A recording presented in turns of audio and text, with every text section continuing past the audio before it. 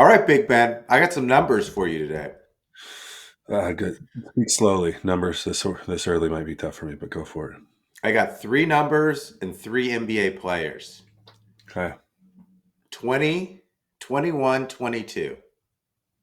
Vince Carter, Dirk Nowitzki, Jamal Crawford. You need to Ooh, guess how many years in the NBA each of those three players played. And I gave you three big clues there.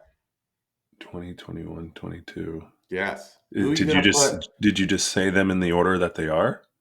Vince Carter 20, We'll see. Nowitzki. Did I throw you Nowitzki. off or did I give you a little helping hand?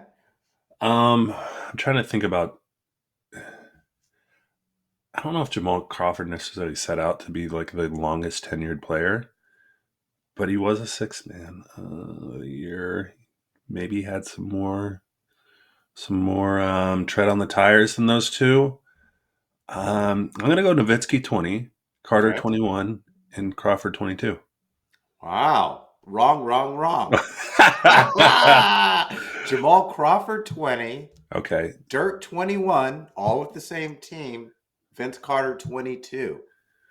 And I bring that up because LeBron James and Vince Ooh. Carter are currently tied as playing the most NBA seasons in NBA history at 22, which LeBron's going to beat because he's got at least 5 more Oh years ahead gosh. of him, probably 4 more years with title. But this is what I want to get into. I'm going to play a little game with you, Big Ben. Mm-hmm. We're in that gap where sports is weird until March Madness It starts, is weird. baseball starts. It So is weird. we're going to figure out if these following television shows have played more seasons than LeBron James. Are Okay. you ready? I am It's ready. either yes or no. Yes. Okay. Shoot. ER, more or less than 22 seasons on air. Does it have to be consecutive years, or is it is it the sum of the years? Just some of the years. Some of the years. ER. I'm not a big ER guy. Brother-in-law's an ER doctor. I should know this. I'm gonna go less. Less Less than. is correct, Big Ben. Ding ER ding only ding. went 14. LeBron went 22. Law and Order.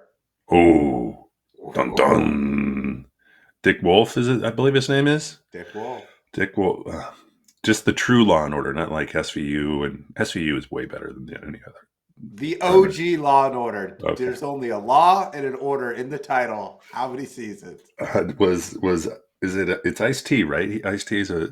Ice-T's been in. Ice T probably Every played. actor in Hollywood has been on a Law and Order at Ice some T's point. probably got more episodes in Law and Order than LeBron does seasons in the NBA. That might be true. I'm going to say more. You're correct. Law and Order 24.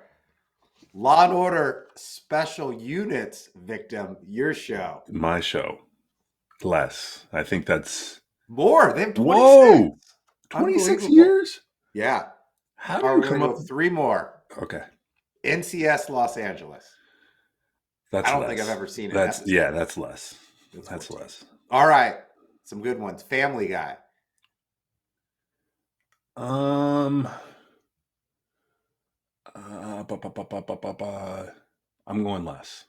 More. 23. Wow. Yeah. Man, the It's been staying going for a power. while. And last but not least, The Simpsons. Oh, longer. Yeah. Simpsons. Yeah. Wow. Simpsons. 36 seasons. God, can you mind the writers? I The know. writer turnover? Or is there one guy that's been there for 36 seasons? That's something I want to know. Hopefully he got promoted and moved on to bigger and better things, but a little kept his royalty check. No, I'm going to argue that the writers for these shows are the most important people, right? 100%. If you don't have good writing, if you don't have good texture, if you don't have good, like the thing's gone. That's kind of like saying that the players in the NBA are the most important, right? They're the writers of the show. Well, so it's not the stars of the show, it's the writers of the show? Um, yeah, you maybe got me there.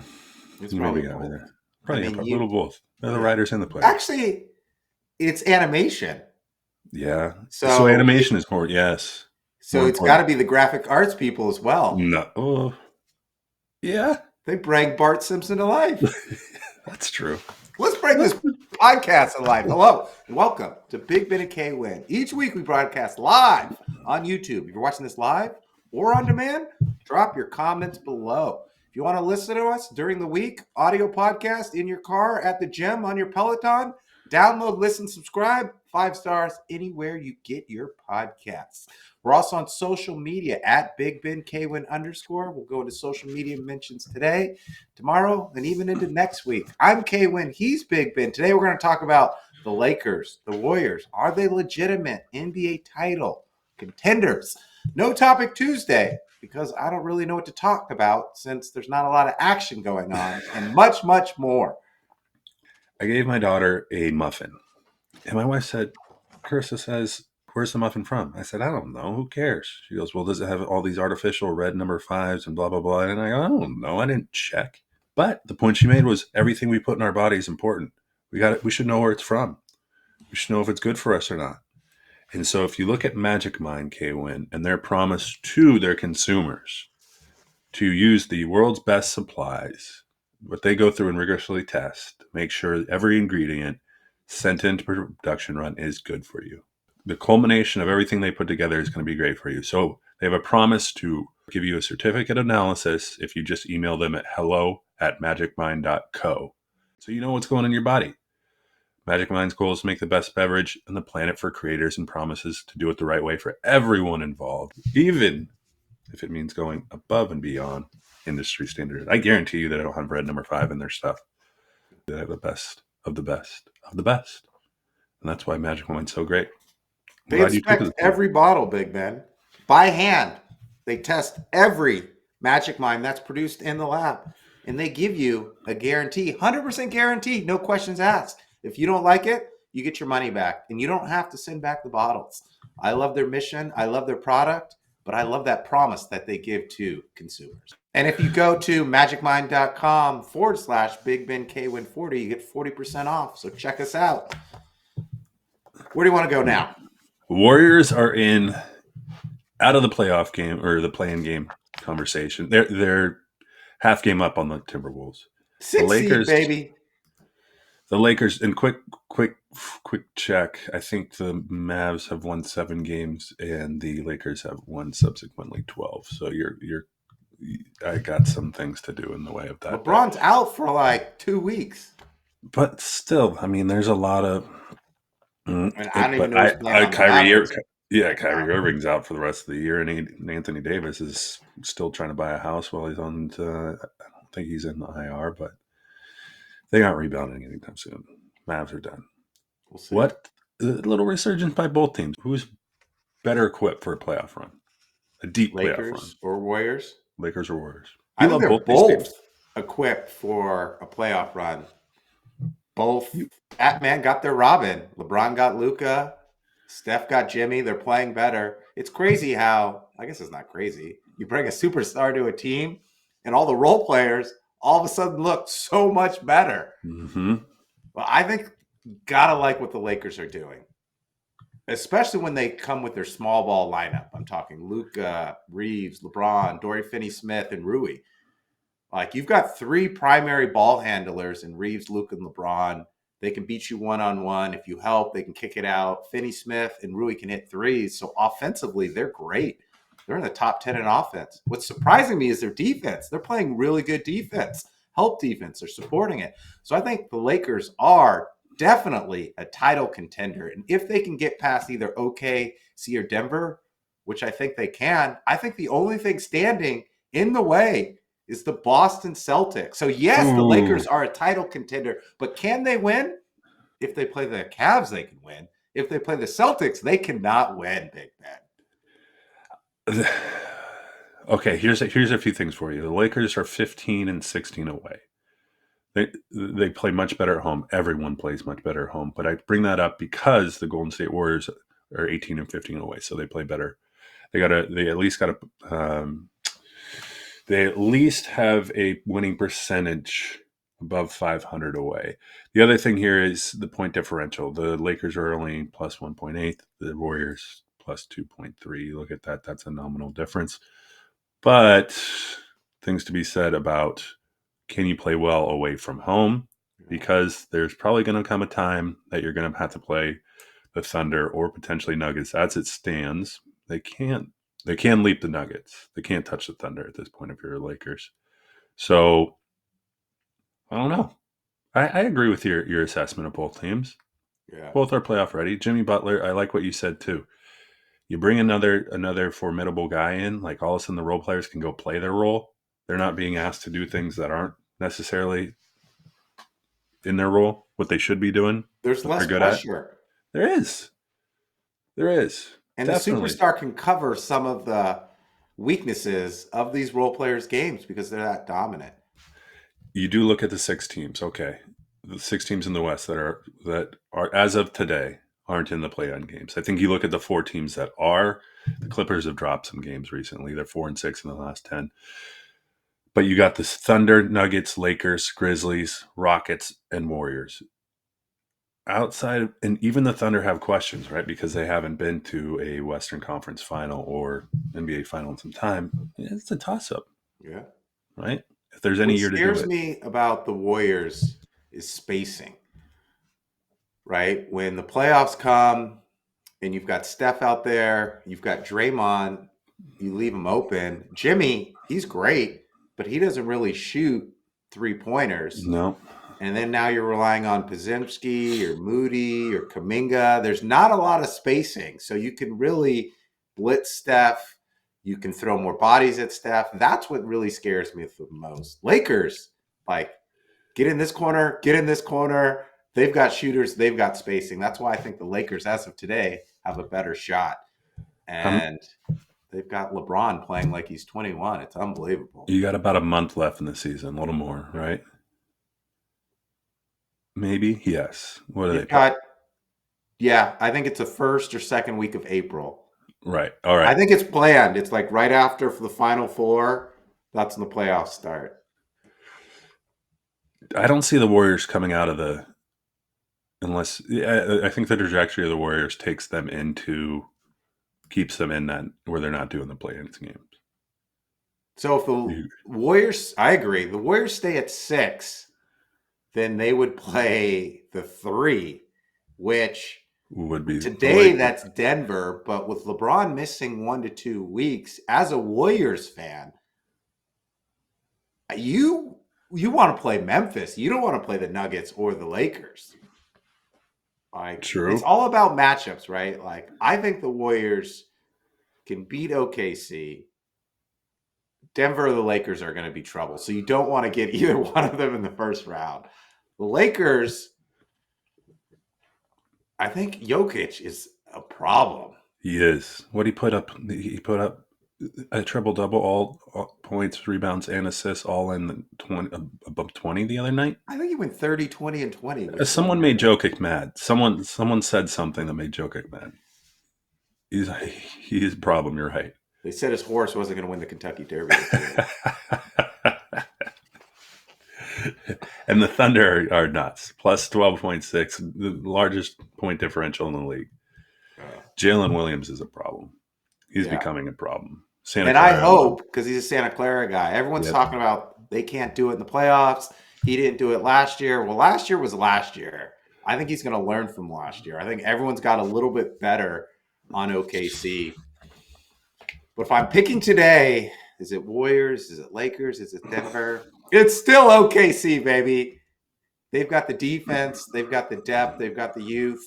They can go so many different lineups. You got Hardenstein and Chet. Yep. All right, you can go just Hardenstein. We saw that they could win without Hardenstein and Chet. Jalen Williams can guard all 5 positions.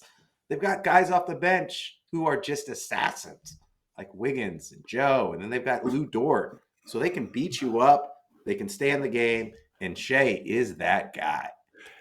If you're the Thunder, you look at last year and what happened to the Mavericks, and you go, "I need to win. I need like first round, second round. I want sweeps as much as possible. I need to reserve time." You're pressing the pedal. You're not letting games go, and you gotta take those early rounds, and you can't lose more than one game because the playoffs are long, and the Celtics have been there before. They know what they're doing. You haven't for the most part. You haven't been deep in the playoffs in some time, so you got to win. You got to win early. You got to get sweeps, or at least win your series 3-4-1, whatever it may be, and that's going to give you obviously because Chet's still coming off injury, right? You want to be able to to give him some time. I like OKC. I Yeah. hate to say it. People will be like, oh, you're old. No, it's good to say it because everyone shifted back to the Lakers or the Warriors. We're staying with OKC. There we go. Let's do it. What scares me the most about Luka, how great he is the Lakers get in like a 5-game series in round 1, a 7-game series in round 2, a 7-game series in the Western Conference Final, a 7-game series against the Celtics. I think Luka and LeBron are just going to run out of gas because besides the 5 that I mentioned, they don't have a whole lot of depth. Nope. And yes, their small ball 5 can go against the Celtics, but over a 7-game series where Luka's going against Jaylen Brown and Tatum and Derek White, and they've got all these different pieces. I hate to say it, Boston, you're going to do it again. You think so, huh? Yeah. You're right. I guess the you don't get beat up as much in the East, right? Going through the playoffs, especially if you're Boston, right? You do your thing. The West is, again, look at it last year. The Mavs just ran out of gas. They're toast by the time they made it to the NBA Finals.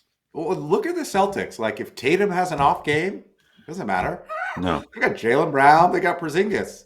You know, if Jaylen Brown has an off game and Tatum is off game, like Peyton Pritchard can come off the bench and give you 20. Yep. Like, and with the Lakers, like Luka doesn't get in foul trouble because he doesn't play D, but Austin Reeves could have an off game. LeBron could get a little banged up. I just think that LeBron and Luka have to play almost nearly perfect to win a title.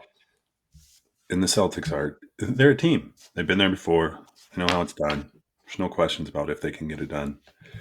Justin, intern just texted me. This might change our OKC pick here. LeBron's first year playing with a superstar. Let's go to Miami. Okay. 2010-21, first year playing with Wade. Obviously had Chris Bosh. They get to the NBA Finals. They lose to the Dallas Mavericks. Ooh, okay. Okay, first year as a superstar. Then he goes to Cleveland later. Kyrie, 24-25, first year with a superstar. Gets to the NBA Finals. Loses to the Golden State Warriors. 2019-2020, Anthony Davis, LeBron team up. First year with a superstar. They win the bubble title. So, I mean, LeBron, that was the bubble title. That doesn't count. I'm just saying they still That's got an the anomaly. finals. That doesn't count. Yeah, he's going to lose this year. He's going to lose to the Celtics. They might lose to the Grizzlies. All right, let's go No Topic Tuesday real quick. I got three headlines I want to banter on with you since they're just sitting here in front of us. They span the gamut of baseball, football, and I'm going to throw let's do 2 footballs. Okay, first one though. We got here Gerrit Cole to have Tommy John surgery. Do you feel bad for Gerrit? Is Tommy? Are we going to see an acceleration of Tommy John surgery again, where it's just rampant in major leagues? Yeah, continue. Pitchers are throwing 100, and they're trying to throw as hard as they can for fewer innings, right? Like before, it's like it's pitching, it's finesse. I got to go 200 innings this year. Yep. Now it's like I'm going to throw 100 to 125 innings, and I'm going to try to throw 100 miles an hour for when I'm in. And there's so much torque on the arm. I think we're going to see more of it. Yes, I do feel bad for him. I feel bad for anyone that has to sit out because of an injury. So does that alter the way? Does that have ripple effects in the pitching staff and the way the pitching coach might, or how they look at their pitching, right? Listen, it doesn't matter what anyone says, but that franchise is devastated. Look at Jacob deGrom on the Rangers. They won a World Series. They got him.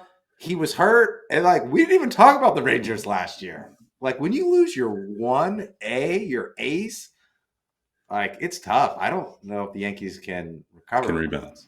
Yeah, because you're having to make up those 250 plus innings with someone else that isn't Gerrit Cole. Yeah, and plus your number one, he saves the bullpen, right? It's like, okay, he's going to go 7 or 8. Bullpen gets a break. It's just domino effect. And is it due to that? Like, is there the thing I'm going towards is can you as an organization say, hey, we don't want our guys throwing 102. We don't want our guys throwing 99. We want to preserve the arm. We want to make sure they're good long term. Let's look at ways to where we can conserve the arm, or is it the pitchers just want to throw 100, and that's the prerogative? I have no inside intel, but I feel like we've reached the chasm or the tipping point where all these younger pitchers, all they're trying to do is throw 100.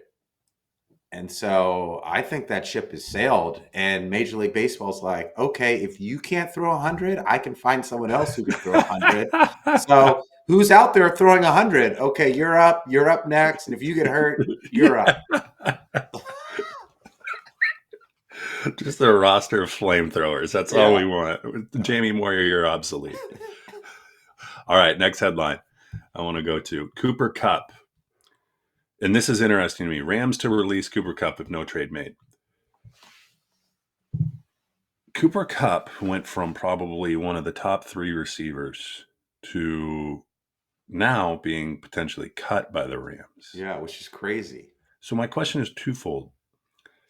Is this a strategic? Do you leak this to the media to say that, hey, he's going to be released, just with the idea that if you did want Cooper, you better come get him now in the event that you aren't able to get him on waivers? I don't know what the waiver wire looks like right now, but is that why you do it? And 2, why isn't there a market for Cooper Kupp? Like, why isn't there someone saying Cooper could still be a top 10 wine? He was almost a top 10 wineout last year when he was healthy. I was thinking the same thing. I'm like, who wouldn't trade for Cooper Kupp? Look in the division. I'm like, the Niners could use him. Yeah. The Seahawks could use him. The Cardinals could use him. And I was scratching my head. I couldn't think of a reason why, but I think you're right. I think you leak this to the media because someone out there better make a move, or else you're going to miss out on Cooper Kupp. It's got to be that, right? He's still valuable. Like last year, I know they featured Puka. He was still a valuable number 2 receiver. He still blocks. He's a great locker room person. Yes, he's 31, so you're on the tail end of your career there, right? But it's not as though he's not the deep threat guy, right? He's your guy that's, you need a first down, go. Yeah. That type of thing. I'm interested. I don't understand waivers, especially during the free agency. Generally, there's something that happens during the season where, those with the most, with the lowest winning percentage get first dibs, right? Somewhere along the line. I don't understand how it works in free agency, but to come out and say that, to say like, if you're a winning team, right? Or if you're a team that's looking like, come get him now and offer us a 3rd rounder or 4th rounder or whatever it takes. Yeah, I don't understand it either. We'll have to look into that, but there's got to be a lot of teams that can use Cooper Kupp. My fantasy team could use Cooper again. Don't tell anyone. I mean, he could stay in LA and go for the Chargers. Yeah. I mean, there's so many teams. That's a very, very, very viable landing spot for him. All right, last one. I want to get your impression. Close to home, the Seahawks signed Sam Darnold to a 3-year, $100.5 You called it. Deal. Did I call it? I mean, like 2 months ago, you're like, get rid of Geno, sign Sam. And that's what happened. And a lot of people are coming out and saying, I don't know, is Geno an upgrade or Sam an upgrade? But here's what the consensus is, that, okay, he came in at a better cost. I think it was structured at Baker Mayfield's. And you've gone as far as you could with Geno, is I think the sentiment. Like, we've gone as far as we could with Geno. We're not getting it any further.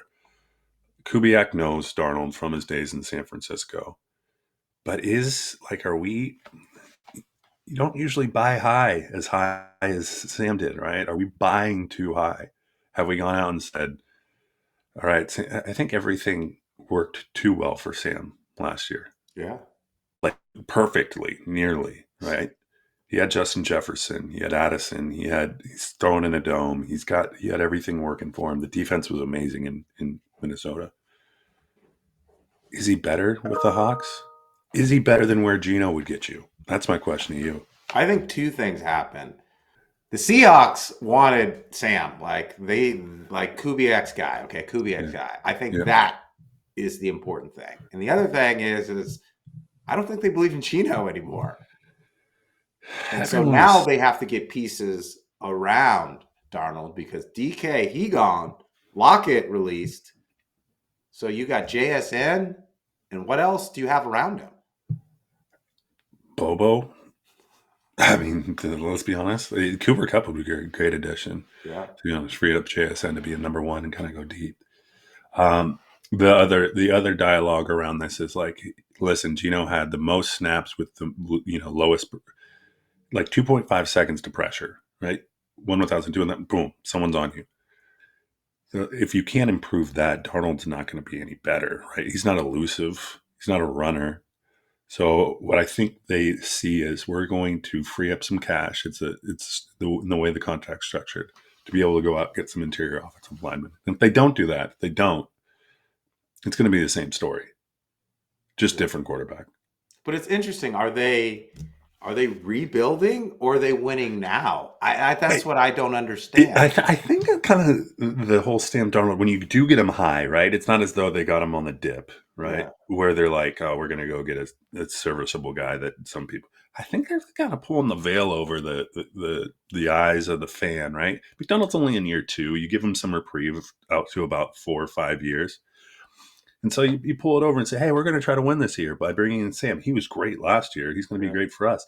I think the truth of it is they knew they could structure a contract that's friendly to them, looking for another quarterback in this either draft or next year's draft, where they could bring up, if Sam doesn't hit, then okay, we can move on from him pretty quickly.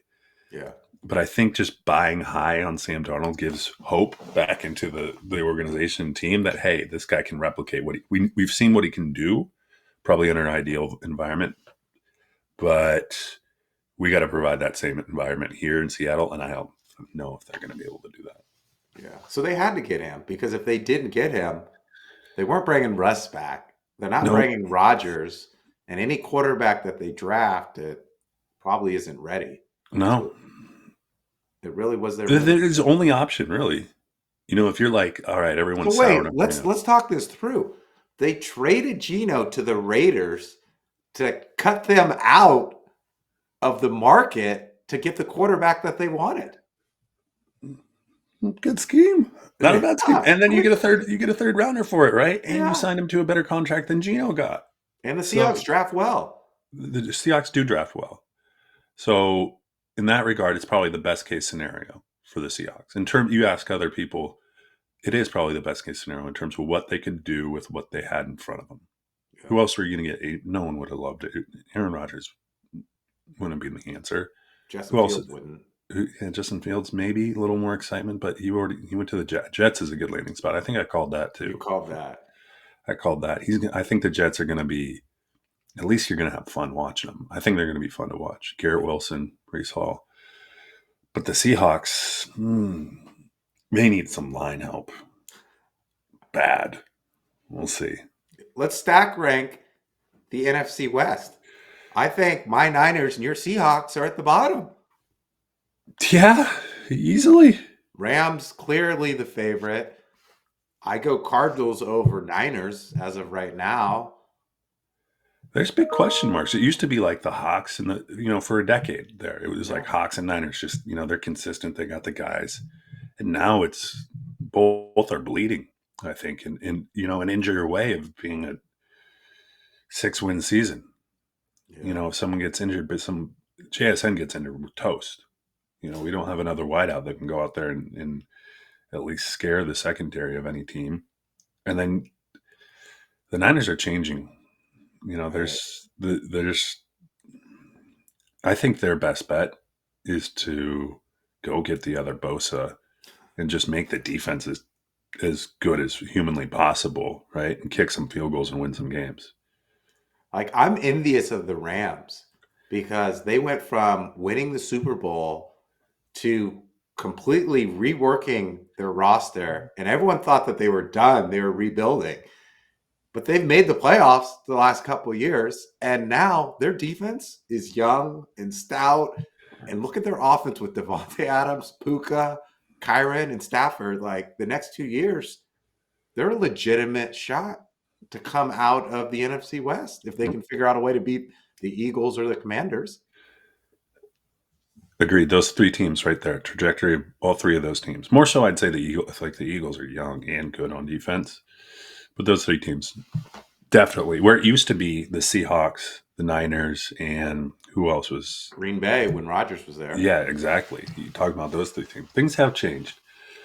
McVay does a really good job. He's sneaky. Yeah. He's sneaky. He's sneaky. He's sneaky. He's sneaky. All right, where are we sneaking to next? We're sneaking out of here. Ooh, hasta luego. Yes, but don't forget Magic Mind, that mission, that promise, that guarantee. They check every single bottle. It's nothing but the best because Magic Mind is money back guaranteed. I hope we can guarantee a better pod next week. Jiminy Chris. Jesus. Oh. No, wait, before we get out of here. What? Big Ben K-Win at all your social media, everywhere you get your podcasts. Like us, 5-star, leave some comments. We've loved your comments in the past. We'll read them on air. And what are we on Blue Sky yet? Not yet. Not yet. We'll get on Blue Sky. Just tear up the earth. Blue Sky. We'll be loved. Boom. Whoa. I'm in Seattle Monday. Are you ready? Oh, my gosh. Yeah, I'm coming over. You are coming on. Oh, Jiminy Christmas. We're going to have to vacuum. Man, yeah. No, I'm joking. We're be ready. Doing the pod from Seattle next week, but I'll be in my whole family's room. Involved. Whole family. I'll be in my hotel room and you'll be in your basement. Hey, give me a Sam Darnold jersey. Sammy D. I'll get you a Gino on the cheat. On the cheat. I'll take that. It'll be vintage. Later.